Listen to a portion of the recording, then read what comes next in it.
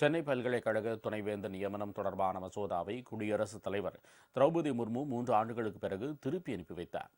சென்னை பல்கலைக்கழகத்தின் துணைவேந்தரை நியமிக்கவும் நீக்கவும் தமிழக அரசுக்கு அதிகாரம் அளிக்கும் மசோதா கடந்த 2022ஆம் ஆண்டு ஏப்ரல் மாதம் தமிழ்நாடு சட்டப்பேரவையில் அப்போது உயர்கல்வித்துறை அமைச்சராக இருந்த பொன்முடியால் அறிமுகம் செய்யப்பட்டது. பல்கலைக்கழகத்தின் சிண்டிகேட் உறுப்பினராக நிதித்துறை செயலரை நியமிக்கவும் இந்த மசோதா வழிவகை செய்தது. சட்டப்பேரவையில் நிறைவேற்றப்பட்ட இந்த மசோதா ஆளுநருக்கு அனுப்பப்பட்டது. மத்திய மாநில அரசுகளின் பொது பட்டியலில் உள்ள விவகாரம் என்பதால் இந்த மசோதாவை குடியரசுத் தலைவருக்கு ஆளுநர் அனுப்பி வைத்தார்.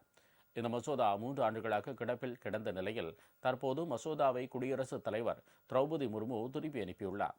இந்த மசோதா திருப்பி அனுப்பப்பட்ட நிலையில் பாரதியார் பல்கலைக்கழகம், பெரியார் பல்கலைக்கழகம், பாரதிதாசன் பல்கலைக்கழகம் உள்ளிட்ட பல்கலைக்கழக மசோதாக்களின் நிலை ஓரிரு நாட்களில் தெரியவரும் என்று கூறப்படுகிறது.